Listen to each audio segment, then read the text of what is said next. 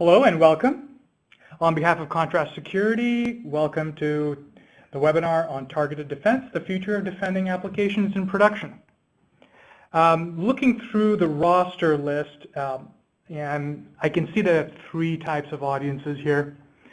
One that is considering RASP and Contrast Security. Two, you're competing with Contrast Security, and three, you're clueless about Contrast Security. But regardless of who you are, there's one thing: you're here because you care about defending applications in production, and that's the one that binds us as a group, and that's what I'll focus on today. Before we jump in, a little bit about who is presenting to you. My name is Mahesh Babu. I work for Contrast Security. I'm a general manager for their Runtime Protection products, and I will tell you what that means in a few minutes. But by way of background, I started my career at Purdue University's Security Research Center, and one of the projects I did that kind of started my path in the security space was called the Embedded Sensors Project. I'm sure you can Google it. There's still a poster that's out on the web about the project, but it introduced the concept of an application being its own IDS, being its own intrusion detection system, and detecting and protecting against attacks against itself, almost in real time. Right. From there, I left academia and went into spend some time on the professional services space at Deloitte Security Practice. The bulk of my career was spent at HSBC's global security team, running different security programs from identity management to data protection, to privacy, to application security. And that was my first tryst as an application security professional. And that time in our global IT headquarters in Chicago is where I became, for the past decade, an unfortunate Chicago Bears fan, but I am optimistic looking forward, just like I am about this industry. After that, did a quick tour of duty in business school and management consulting, and came back on the revenue side, on the vendor side of the equation, working for Symantec, monetizing their enterprise security products, and that led me back here, where here to Contrast, where my life has come full circle, where the idea that started me down the security path, I'm helping monetize and building a business around. Now, some of you may, while we're all bound by and we care about defending production applications, we're not, a number of you probably don't know who Contrast Security is. Essentially, our mission, we are a Series C funded company with over 110 customers, a lot of large top financials, healthcare. We are an application security company and our mission is to protect, to make all software secure, and to protect every line of code that has been written and that is to be written. And the way we accomplish it is we have, there are four key components. We have a core platform that enables three primary capabilities. We have a testing product that helps you test your tools for test your apps for vulnerabilities while you're writing them and testing them. We have an open source security component that helps you understand the risk associated with open source components, libraries, frameworks, and we'll get into why that's important. And then we have a component that lets you defend your application in production. So our focus for this webinar is going to be the right-hand side, the protection, runtime protection portion, and that's the business that I run.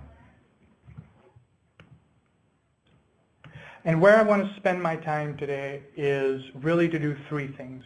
Since we are an audience that cares about defending production applications, but the concept of runtime protection, or RASP, is fairly new, so I'm expecting a mix of understanding of RASP as a technology and runtime protection as a concept.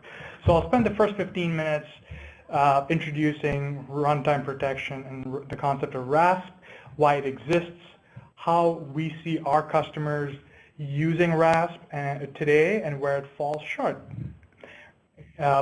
Second, I'll spend about 10 minutes talking about how are we trying to solve the right problem, and I'll help reframe the problem, rethink what the true problem is if our true mission is to defend production applications, live applications to the best of our ability. And third, I'll introduce the concept of targeted defense that we are developing internally, and we'll introduce the concept as a framework for thinking about the problem differently and how we are developing capabilities along that framework to help our customers defend production applications to the best of our abilities. Right? Perfect. So let's start with what is runtime protection. There's a Gartner definition of runtime application self-protection. RASP is an approach to defending production applications by hooking into the application itself and looking at data that the actual running application, as opposed to looking at traffic that was going into an application, or as opposed to scanning through an application before it's launched into production. But if, the way we think about it internally is RASP is an approach to solving the problem. The problem we're trying to solve is defending production applications and is runtime protection, which is why we call our business unit Runtime Protection and not RASP. That is the mission we are trying to address. There are, if we did a market scan of the different approaches to solving this problem, we see a few. We see a filter or plugin based approach. We see a runtime environment replacement approach. We see a virtualization or replication approach. And we see what we use internally, which is a bytecode instrumentation approach. Essentially, different, and this is not an exhaustive list, this is the primary things we see in the market. I'm sure there are more, and I'm sure there are new novel things being developed as we speak. But essentially what these are four approaches to solving the same problem. We're all vendors that pick up each of these approaches are all in the business of helping you, or helping us as an industry defend runtime applications better. The filter approach sits in front of the application and looks at traffic, but scales with the application because it's closer to the app, it sits with the app. The JVM replacement approach, that's a Java-centric term, but essentially it replaces the runtime environment. There's a vendor that offers its own runtime environment that is tuned differently. There's a virtualization approach that takes a copy of the runtime environment, does some analysis, and gives you information based on what it sees. And then there's our approach that inserts itself directly into the running application and monitors things real time. Right? This is a highly oversimplified description of what we as a market do, but these are the four fundamental approaches we see to solving this problem. And if you want more information, that we're happy to provide how each of these works, especially the way we work. So how are organizations using runtime protection? How are they using RASP today? So right now, my opinion having seen this market evolve over the past 12 years, and where we are is RASP as a technology is in its early stages. Customers are trying to figure out how to use this technology, but what still needs to be figured out is how it's going to be used at scale. Right? So if you look at, these are quotes from our customers about how they're using our product and why they bought RASP from us. Right? The number one thing is their dev teams have a massive security backlog. Customers struggle with solving the known knowns, right? They know vulnerabilities exist, but they don't have the development resources to go fix it in code. So they need compensatory controls in production to still defend against those vulnerabilities, because no security person in their right mind wants to release a vulnerable product. Second is our customers want to protect legacy applications that have been that launched many years ago but don't have a build pipeline or don't have a development team supporting the product, limited documentation, but still is mission critical to the business. Okay? So we see customers using RASP as a way to address that. We saw a large uptick of customers deploying RASP like crazy after the Equifax breach and after the Struts2 vulnerability. CVE5638 became an issue and became a way to have quick to market protection against the Struts2 exploit. The fourth is application security teams that we serve came to a realization that their SOC, their security operations center, the nerve center of their security group, whose day-to-day job is to monitor threats across the enterprise and investigate suspicious incidents, had really no visibility into what is going on in the application layer. Or, on the flip side, is getting a lot of alerts from the web application firewall or from their IDS or IPS systems, and really has no idea, has no way to prioritize what's important and what's not. Right. So we have customers using us as a way, using RASP as a way to maximize their IDS, IPS, and their web application firewall investments and improve the fidelity of those systems in complement with those systems. Right? And finally, we have customers that are on the leading edge, want to do paid pilots because they think this is an interesting approach to solving an emerging problem, right? And they want to see how it works. They think it's interesting, but they're not sure of the use case just yet. Now, given that these are the short-term problems customers are trying to solve, we also hear the perception we hear from customers, not just our customers, but customers of RASP or have tried RASP. There are challenges, and here are the challenges we hear. Right? This is the classic where RASP is on the technology adoption curve in the market. This is what we hear. We hear RASP products have crashed their application, or they're worried about slowing down performance. They think it adds too much friction when the purpose of the technology is to reduce friction. There requires a lot of coordination with adding things into production environments. It's more interventional.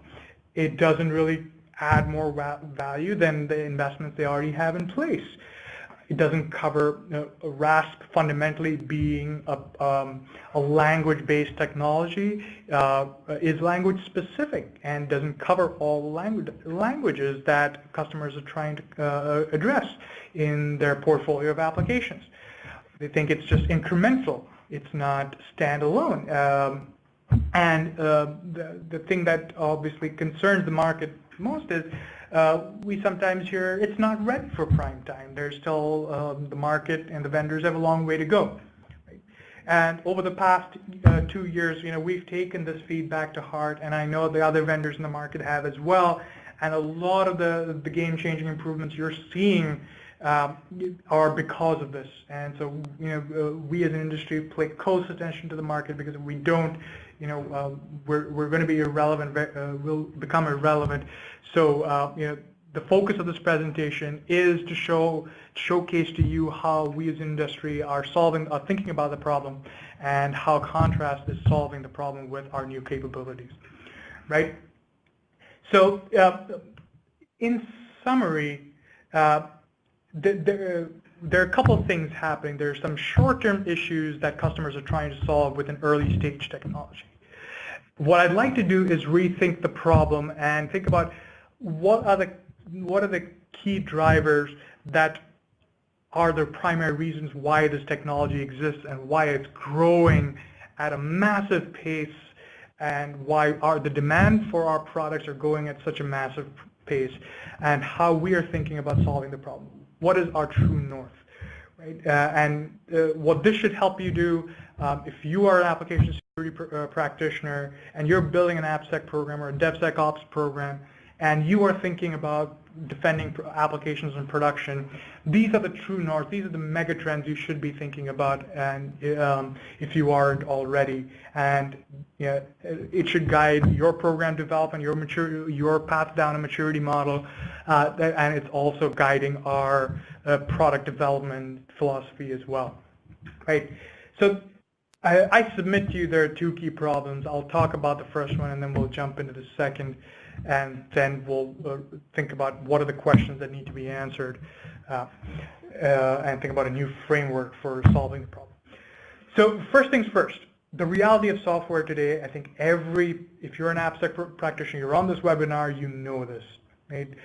Software has fundamentally, the way we develop software has fundamentally changed from writing monolithic software from the ground up, from scratch, to using third-party building blocks and writing some of your own code and calling it an application. So applications have gone from being written to being assembled, right?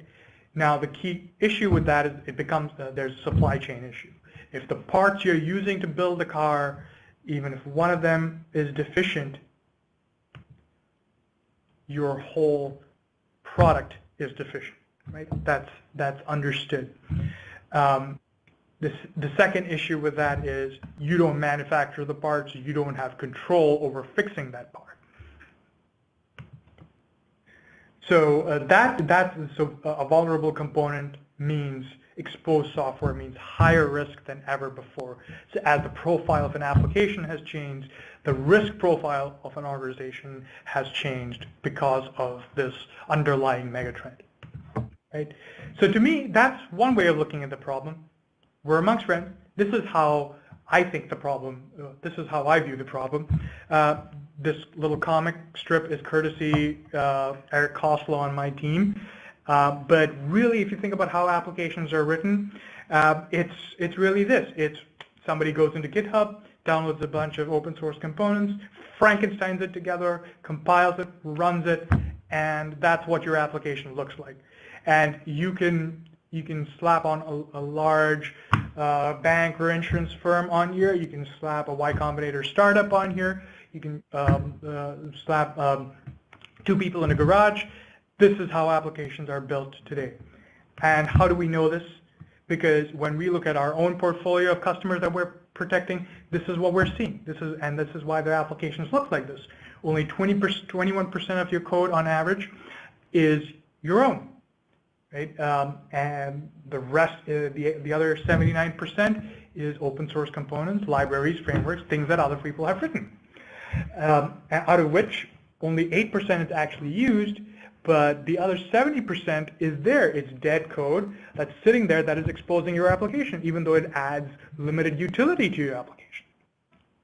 Now that's one application. Multiply that by every application you have in your portfolio. That is a massive problem, right?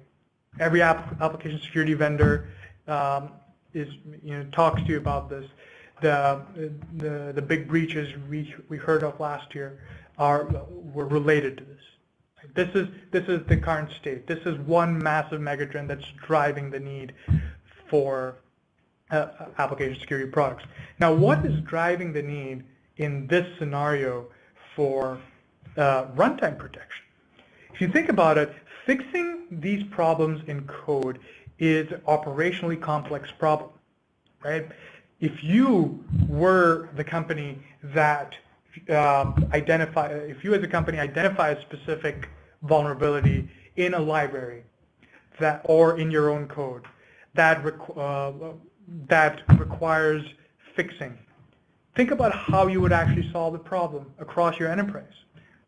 You have to learn that a new vulnerability exists, know that it's a problem, have a good enough risk assessment framework to understand the risk of the problem, the risk of the vulnerability, identify every place in your inventory or your software portfolio, understand which of those applications are actually using vulnerable versions of those libraries that are where all the vulnerabilities exist, allocate the engineering resources, the operations resources, the security resources to solve the problem, come up with a solution, ensure that they're solving it correctly and they have the right guidance, patch all those applications, retest them, and redeploy them, All this without any downtime and assuming and without having any resources budgeted for this in the past fiscal year, right?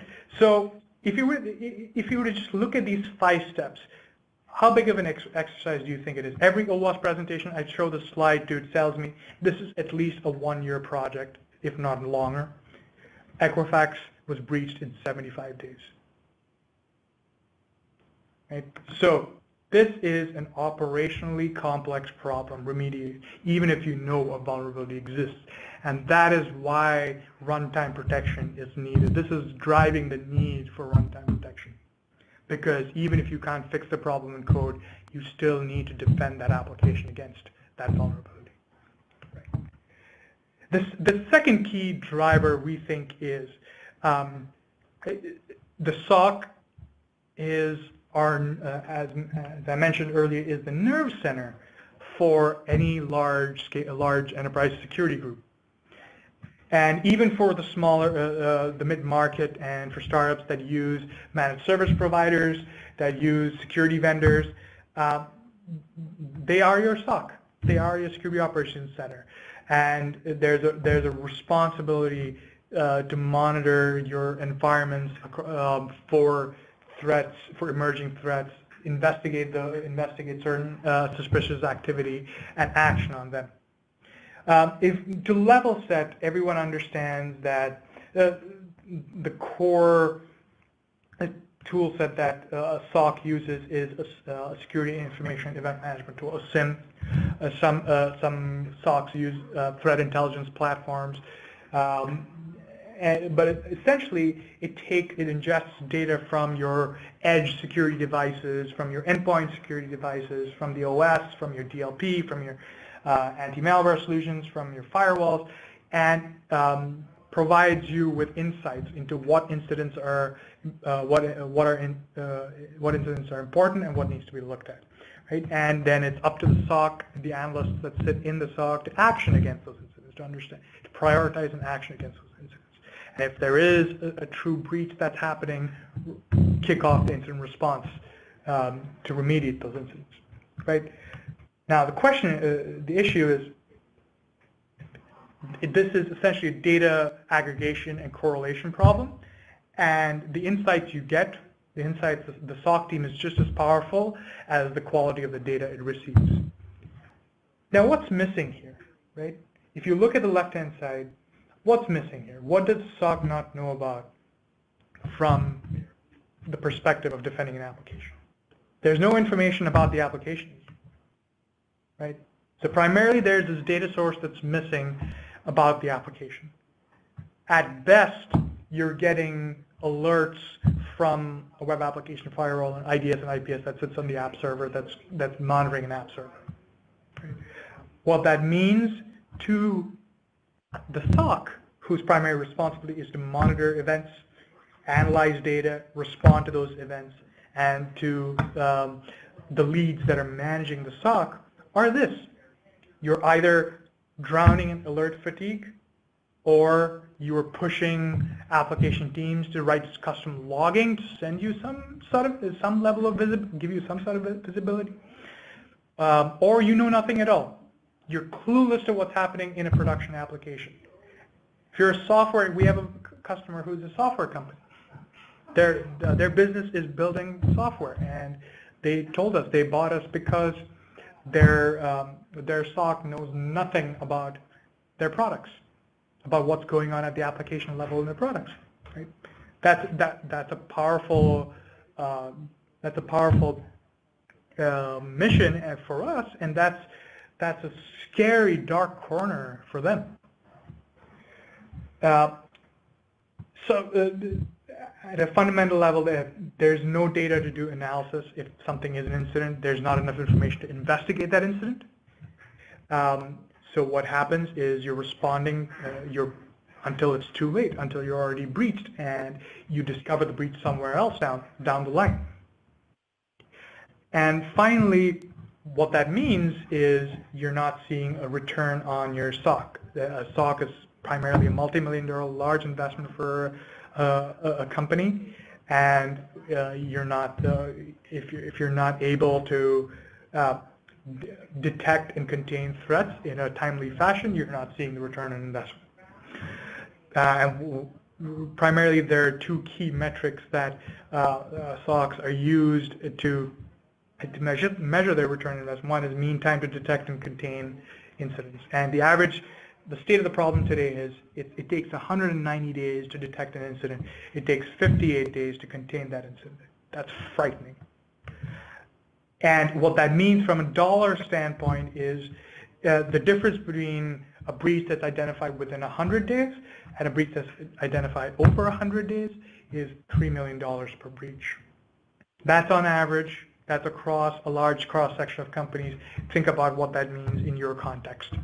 And we said before, average is 190 days on average. Customers are bleeding over $3 million per incident. Right?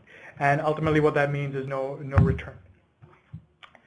So those are the two key drivers. Those are the two massive problems why runtime protection is needed. Right? So if that is the problem is protecting against vulnerabilities is operationally hard. Fixing it in code is operationally hard. And the nerve center of your security team for your organization has no visibility into your application. How are we defending production applications today? So I will submit to you that there's some key, to solve the problem, we need to know some important things about the attack, about the attacker, and about the application. So let me reframe the problem for you a little bit here. To have an informed approach to defending a production application, you really need to know a little bit more about the attack first. So ask every vendor that you work with, ask these critical questions about your program today. When an event happens, do you know if that attack was exploitable? Have your peers or other groups within your company seen an attack like this before? What do you know about the payload that was used? What information do you have about the payload? What was it doing to the application? And what was it not doing to the application? To give you a sense of how strong your application controls are today. And have you as an organization seen this attack of something like this before? Right? The response, the average response today is we don't know that answer. Right? You either when you see something, you take a deep breath, you go do a Google search, and you try to understand if something like this has happened to us before. Or you email a bunch of people and you try to find out, have we seen attack? So that the level of insight across attacks is something that our customers struggle with and something that the industry hasn't delivered on. And it's something that's critically important, we believe, to having an informed approach to defending production. Second, what do we know about the attacker? Have we seen attacks or suspicious activity from this particular IP before? Is this attacker attacking other applications in my portfolio? Is this attacker attacking applications in other companies' portfolios? Have they done something like this before? What is their MO? Based on what they've done before, what do you think we'll do next? That's important. Who can answer those questions today? Can you answer those questions today? And third, what do we know about the application, about our portfolio, about our application? Do we know how many applications we have? Do we know how many instances of those applications are running at any point in time? Do we know what libraries they're using? Do we know what constitutes normal behavior in that application? And consequently, what is anomalous behavior? Right? Do we know what is legitimate user activity and what is not? Do we know what the key indicators of compromise? This is taking a page out of the EDR, the endpoint detection and response world. Do we know what the IOCs are for that specific application? Do we know what data resides in the application? whether it's PII, whether it's credit card information, whether it's social security numbers? Do we know if that data is leaving the app? What kind of data is leaving the application? Can our controls prevent that? Right? Now think about how we answer that question across your portfolio of applications. I submit to you the answer to a lot of these questions is I don't know. Right?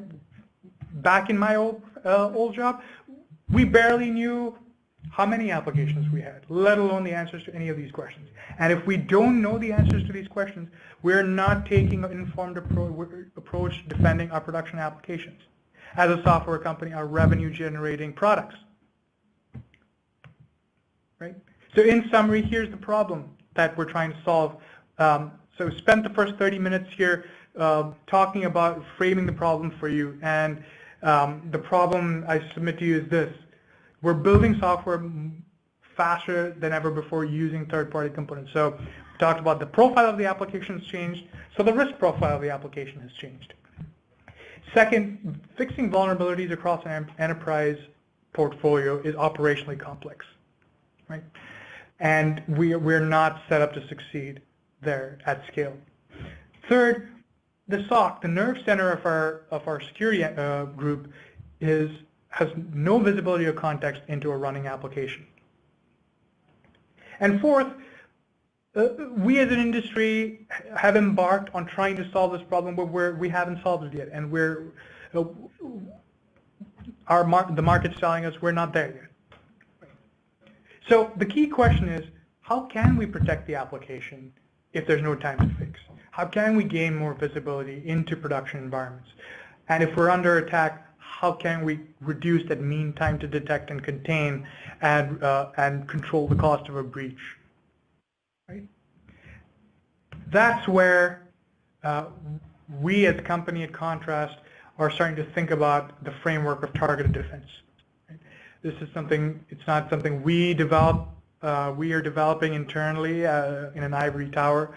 This is a joint effort with our customers.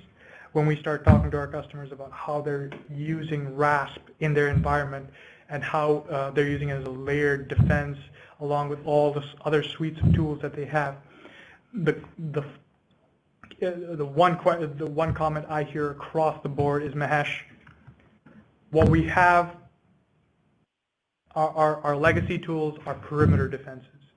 You guys are targeted defenses. So let me unpack what that means. Right? A targeted defense is a focused and informed approach to defending the runtime, defending your production applications. The reason you would have something close to an application is to know more about the application. So ostensibly you are able to detect things closer to the application, fix things closer to the application before it's too late, right? At a very, very fundamental level. So what does that mean? There are four key pieces to what constitutes a targeted defense framework. The first one is the ability to discover and protect all your assets. Right? Today, the basic question of how many applications do you have, where do they sit, is a tough problem, tough question to ask, because it's a lot of the times the answer is I don't know. So a targeted defense framework should be able to protect any application anywhere. Second thing is, what do you know about the behavior of an application? Do we understand what is normal application behavior? Do we understand what is normal user behavior? And do we understand what is normal data behavior within the application?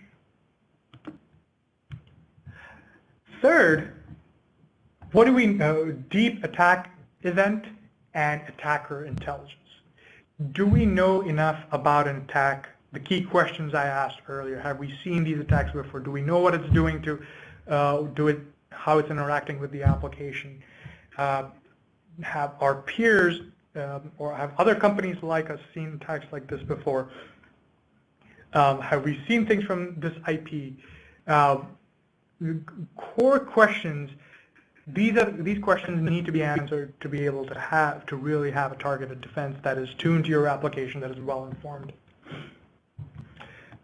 And finally, are we just blocking and monitor HTTP traffic, or are we taking a more advanced approach to detecting what is an attack, a more thoughtful approach to what is detecting an attack, and are we responding in more flexible and more advanced ways? For example, again, taking a page out of the EDR world, are you able to explode sandbox and explode the payload to see if it's truly impacting your application? Or are you able to filter out any sensitive information that is coming out of the HTTP response that's coming from the application? Are you able to classify that information across the board that sits inside your application? So,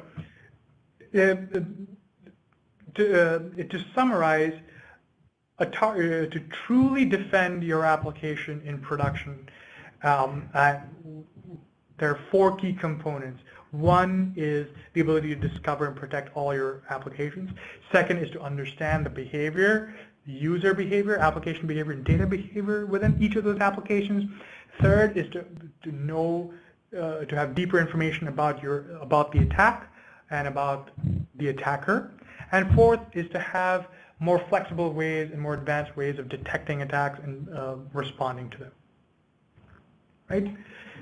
So if we agree that this is the definition of targeted defense, what I'd like to do over the next 15 minutes is walk you through how we are thinking about, we at Contrast Security are thinking about targeted defense internally, and what are the capabilities we have built internally to help you establish a targeted defense framework within your environment. And this is regardless, I submit to you, this is regardless of what you have in place right now, and is to maximize the value of what you have in place right now and to move you down the maturity model of a targeted defense framework faster, or to move you down, to accelerate your application security programs and your defense program. So our core capabilities that center around the framework are as follows. The first one, the first jigsaw puzzle on the top left, how we're solving advanced detection and response, is a new concept called runtime exploit prevention. Essentially what this is a multi-technique approach to detecting and responding to attacks on our customers' applications. So we have 8 different methods, which I'll go into, but at a high level, this is what we do. We're taking an EDR, I call this internally application detection and advanced detection and response, and we're taking a page out of the EDR book, applying those principles, but coming out with a novel way of detecting and responding to attacks, because what we're seeing in the market is single methods, single approaches to detection, and basic responses, monitor and block. We don't think that's enough to solve. We don't think one approach is going to catch all the attacks that are happening and that are going to happen, and we don't think a single approach is enough to protect all the software that is being written and that is yet to be written. Right. So our IP is we're always on the bleeding edge of our charter internally is to always be on the bleeding edge of detection and response methodology. Right. Second, attack intelligence. So the second piece of the puzzle was know more about your attack, know more about the attacker, and we think. We have a number of capabilities that we're launching internally to be able to do that. So auto discovery of every application, understanding we can understand every library and open source component, but beyond that, exploitability analysis. So one thing unique to Contrast that nobody else can do is we can tell you whether an attack is exploitable or not. For example, Contrast as a company sees Struts2 attacks all the time. We don't see Struts2, but we don't worry about those attacks because we know that those are not exploitable, and we use contrast runtime protection to defend ourselves, and we know to ignore those. And also, we have application payload interaction details. We can tell you exactly how a payload is interacting with the application, what it's doing to the stack trace, what it's doing to classes, certain classes, what it's doing to certain methods, and we can tell you exactly where the payload is, what part of the application the payload is impacting, up to the SQL query that's being created and what it's doing. So there's deep level of intelligence that you get out of being inside the application that you don't get from perimeter defenses. Right? And that's what our customers are excited about. So that's what we're building.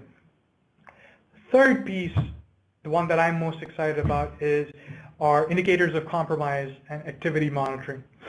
So I talked about the concept of, do we know enough about our application? Do we know about all the things that constitute what is suspicious and what could be a compromise within an application? And is that specific to that application? So today, over the air, without touching the application at all, without touching our agent at all, through our UI, you can add customizable application and user behavior monitoring through out of the box. Right? You can visualize that data through a native Splunk application that we've built. And some of the out-of-the-box, some of the things that our customers use this capability for are some of the indicators of compromise: login failures, privilege escalations. If you have a regular user trying to get to admin screens, trying to get edit privileges, a payroll clerk trying to get edit privileges to approve AP statements. Or specific SQL calls, they really, the ability, because we're inside the application, this IOC and activity monitoring capability, we internally call log enhancers, gives you the ability to really log or monitor any suspicious behavior, any activity, or any piece of data within the application. And we're scratching the surface here. There's so much more that we're doing, that we're working with our customers and building out on. Our next step here is to have a lot of this stuff out of the box. The capabilities, they're out of the box, it's highly customizable, and we're going to continue evolving this. And the fourth is platform agnostic deployment. This is another fundamentally new thing that we're working on. This is the fourth concept of being able to protect any application anywhere. We are doing a couple of interesting things. We're taking a language agnostic.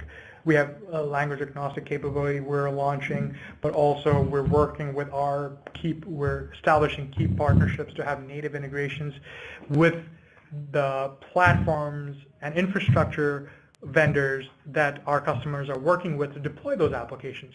So we are a seamless add to any image that our customers launch.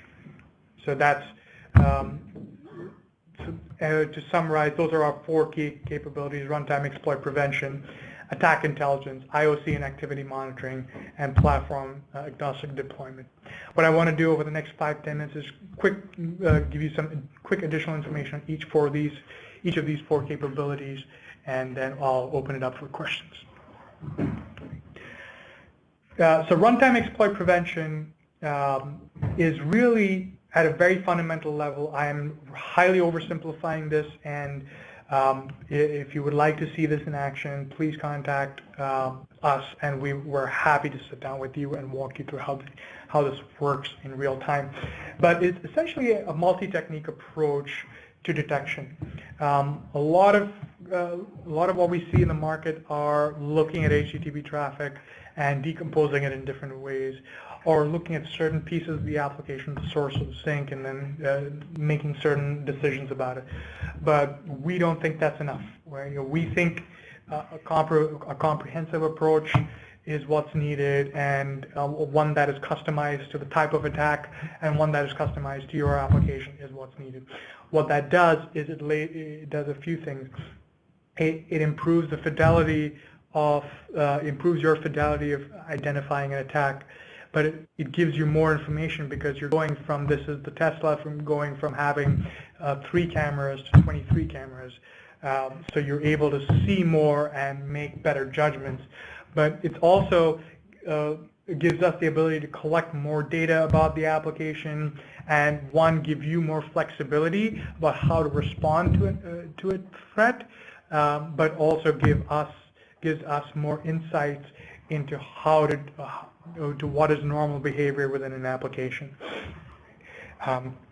So this is, to summarize, runtime exploit prevention, multi-technique approach to detecting attacks, and the ability to provide flexible responses that go beyond just straight blocking a request or creating an alert.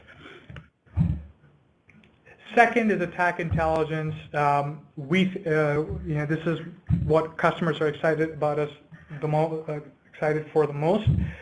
Is the ability to provide deep intelligence about an attack and about an attacker that edge devices cannot provide. And this is a simple example of how a customer uses us, right? Our customers use a cloud WAF today, and then they deploy us within the application server. And what they get is as follows. They send WAF alerts to their SIM. They send our data to a SIM. The WAF they use as a perimeter device as a first line of defense, and their SOC is provided with information about the HTTP request and about the alert of what the WAF did, whether it blocked, whether it's a suspicious piece of activity. So it puts things on the SOC's radar. And then what they send from us is everything else, everything about the payload, about the source code, what it's doing to the data flow, how to interact with the application, what it did to the configuration, what vulnerability it's hitting, what library it's hitting, and that provides the SOC and the application security team deep level of intelligence to confirm whether this is something worth investigating, and if it is worth investigating, to get to the answer, to get to remediation faster, because you're more informed and you have more specific guidance, right? So this is a perfect example of, regardless, forget what every other vendor you're hearing. If a RASP vendor tells you get rid of your WAF, don't take them seriously, because this is how the market is using WAF and RASP. It's really, we think that this is a perfect use case where a RASP is providing inline level intelligence to improve your WAF investment and to ultimately solve the problem, taking a more informed approach to defending a production application. This is the true definition of targeted defense, right? And our attack intelligence capabilities are what customers are using to get themselves there. Okay. The other thing, how we complement WAF is we can discover the applications. So you're not dependent on WAF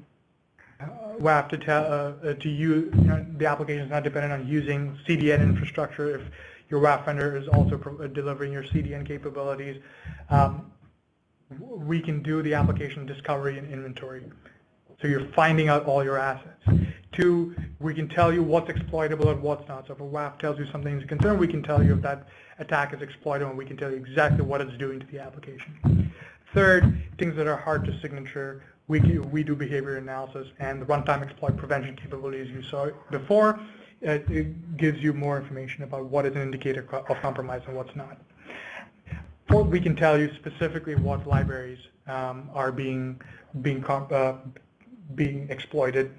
We can tell you at the line of code level, because we instrument the code, and anything that can bypass a WAF, we can pick up. So in summary, this is a capability that our customers use to complement their WAF investments and to really improve their risk posture as when talking about defending production applications. So this is where, when we talking to a customer, this is where they told us, they said, Mahesh, we love our WAF. Our WAF is a perimeter defense. You guys are targeted defense. The both of you together helps us defend production effectively. And that's where we see the market going. Third is application IOCs. This is the most exciting forward-looking thing that I'm excited about, is the ability to understand what are indicators of compromise within an application. What is suspicious act? What is normal behavior? The ability to profile what is normal behavior within an application, and then the ability to identify anomalies associated with it. So laying the groundwork to do that sort of anomaly detection is where customers are pushing us as well. A perfect example is we had a customer that said, "Hey, we had compromised credentials. We have account takeover protection today, but these credentials were compromised, but weren't in the ATO database, the reputation database that we were looking at. So this was, somebody compromised an admin set of credentials, and we're in the application for a month. And the only way we knew we were breached was a month later we saw a suspicious number of requests, a month after the fact.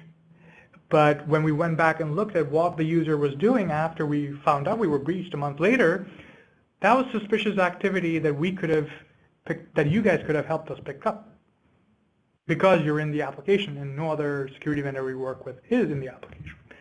So that's where the light bulb went off for us and said, we need to be able to do this. So we need to be able, since we're in the application and we see the core elements within the application, we see activity within the application, we should be able to profile what is normal behavior and what's not, right? So that's the next big thing that we're working on. That's, we have the capability today, and we're going to refine the capability as time progresses. And the fourth thing is platform agnostic deployment. So assuming we can do all this, it's meaningless unless I can provide coverage across all my critical assets. At my previous role, working in application security for a large bank, our application inventory, an inventory of applications we knew about, was 87 critical applications in North America alone, written in every flavor of language under the sun, right? So fundamentally, as a vendor taking that is building a product for each programming language, we had to take a hard look at ourselves and say, we need to, our core customer base wants us to provide language agnostic protection. A lot of our customers' legacy applications are written in old languages that may never be on a RASP vendor's roadmap. But we have a shared responsibility with them to help protect their portfolio. Hence, we have launched a web server agent. This is an agent that sits on the application host, the application server. It is not inside the application, but it is essentially a host-based web application firewall like agent that sits on the app server. So it's not an edge device. It's still close to the application, but it provides coverage, but it is language agnostic, so it provides coverage for an application you may have written in COBOL or PHP or any legacy language that's being used. So that's being rolled out as we speak, and it's available if anyone wants to try it today. And what's exciting about that is, it makes our cross-application attack analysis, our threat correlation capability much, much stronger, because suddenly you're adding a whole new realm of application alerts and threat intelligence data that we can use to identify attacks faster across a portfolio, and across customers as well. So think about a customer that says, you as Contrast defend against thousands of applications every day. We would like to see the insights. We would like to know if someone in our peer group is seeing a threat. And this is the starting point of being able to provide that information at a much larger scale than we can do today. And fourth is, I think another key strategic advantage we have as a company is our relationships with the core platform as a service and IaaS and container vendors. We are Microsoft is a strategic investor in us. We have a strong relationship with IBM and with Pivotal, and we have native integrations that allow customers to deploy their applications with our agent through a Pivotal tile or through a Bluemix tile, and as well as on Azure Web Apps. And we'll soon be on, we'll have the same capability for AWS as well. And we also deploy out of the box through Docker, OpenShift, and other standard container services as well. And I think that's a lot of companies will claim having an integration. We have strategic relationships with these providers, and we have had direct access to the development teams that build out these systems, and that we think is a competitive advantage for us and a competitive advantage for our customers, because we have both vendors working for the customer, for the same customer, right? So to summarize, that is really the platform agnostic development capabilities. So to summarize, the four key frameworks four key capabilities we're launching as part of our path down building a targeted defense framework is runtime exploit prevention, the next generation of application detection and response, attack intelligence, the ability to complement your WAF with deep intelligence about an attack to be able to confirm whether something is intact, and to have to be well informed to be able to remediate that incident faster. Third is the ability to monitor indicators of IOCs, indicators of compromise and suspicious activity within an application. And fourth is the ability to deploy protection across your application portfolio, regardless of what language it's written in, regardless of what IaaS or PaaS infrastructure that you're using, or deployment capability you're using. So that's really all I had to share with you today. My ask to you is, we're down this journey, and we would like you to be part of it. So if you would like to know you're using a WAF today, and how we can help maximize your WAF investment, how we can really take you down the path of a fully informed approach to defending production, and you're in the initial stages, download our RASP plus WAF white paper that talks about how we can coexist with your current investments without adding too much to your budget. Second, if you want to get started, if you want to try things out, we have a mission to secure every application, every line of code ever written. We said that's our vision, right? And we don't want that vision to be bottlenecked by you talking to a salesperson, right? We want this to be available. We want our products to be available to the community at large, to anyone who is writing code. And in that spirit, we have a community edition of both our products, of our testing product, Assess, as well as our runtime protection product, Protect. Now, it won't have all the cool enterprise features we talked about today, but it will get you started down the path and get you a feel for how RASP works. And if you're interested, it's available now. The third is, if you are considering us, and you are considering RASP for whatever reason, and you think what you hear today resonated with you, and you are in the business of defending your production application, please feel free to schedule a demo, and we'll walk you through any of these features that I talked about today, and we can talk next steps.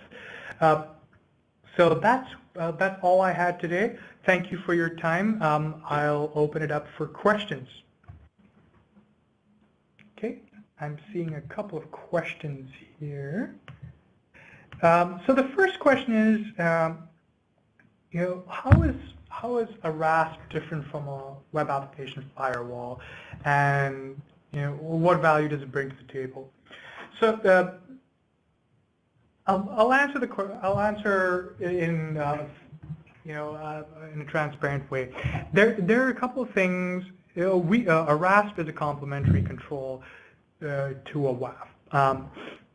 We talked about attack intelligence. A couple of things that a RASP does to add value to your WAF investment is, at the highest level, our customers see WAFs as a perimeter control.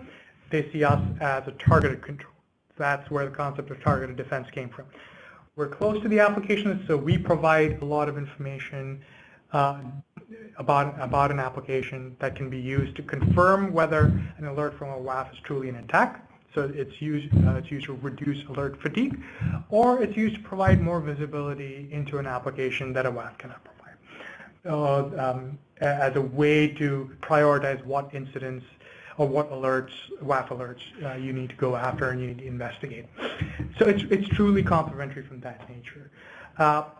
We don't think it's a replacement to a WAF for a couple of reasons. One, we don't expect customers to replace their CDN infrastructure for those vendors that sell a WAF based on CDN. Two, PCI, we don't fundamentally agree with the way PCI is written, but PCI 6.6 is written, but a WAF is in place because your PCI assessment requires you to have it. And we think we're complementary to that. We definitely don't want to jeopardize that. And the third is DDoS protection is fundamentally something a web application firewall can provide that RASP vendors don't today, because we are in-app, right? And we're not on the network. And so that's the third reason why we don't think we're a replacement solution. Well, again, what we can provide is deeper level of visibility. What we can provide is attacker intelligence, and a way to scale protections faster than an application, because we're not than a WAF, because it's your ability to extend controls and scale up controls faster than a WAF can. So if you want to know more about how we can coexist with your WAF investment and where we can add value, please download that white paper or give us a call, and give me a call if you I can give you reach out to me, and I'm happy to give you specific examples of customers how customers are using it today, and I'm happy to put you in touch with those customers. We're willing to talk about this because this is an emerging use case, and this is and what our customers are doing are leading edge. So if you want to be part of that conversation, I'm happy to broker that as well. All right. The next question I had here is, how can I get started? The best place to get started, I think, is download our community edition. And you have a link, and we'll send this link to you as part of the takeaway from this webinar. But please download Community Edition. Try it on a sample application. It is Java only right now. So what I would do is I would download something like, there's a Spring-based Java application called Pet Clinic, which is a simple application but can truly mirror the functionality of a functioning production web application, a Java-based web application, and is just vulnerable enough to be able to demonstrate some of the key exploits. And you can really see the difference of how vulnerable Pet Clinic, a web application, is with a RASP solution and without a RASP solution. And what that does, it gets you comfortable with deploying an agent with an application, helps you understand how easy it is to deploy and stand up an application with an agent-based solution. I would highly encourage you to do that, so you get a feel of that. So if that resonates and you want to talk to us more about enterprise-grade features, some of these capabilities I mentioned today, we're down the basics, and you're already well informed, and you know exactly what you want to see next, and whether this is something that would work for you or not. The third question I had was, What are the key elements of a core application security program, and when do I start thinking about runtime protection? I think, so if you are going down the path of building out a DevSecOps program, the time to start thinking about runtime protection is now. We see our customers taking a phased approach to DevSecOps, where it starts all the way left with writing, training developers on secure code, on writing secure code, implementing our assess solution, or IAST, as a way to raise awareness and provide insights into how to fix vulnerabilities. So you're minimizing the risk before something's launched. But almost right away, our customers realize this. Our IAS product gives you deep insight into what vulnerabilities. So it shines your light into the dark corners that you didn't know existed. Now you still have to address those corners. You still have to clean up those corners. But what if your release cycle is like ours and you're pushing code every 2 weeks, right? And you don't have all the time in the world and you have this massive security backlog. That's where you need to think about runtime protection as a way. You can, at that point, you have 3 things that you can do. You can slow down the release cycle, have developers fix everything in code, and then release. Good luck with that.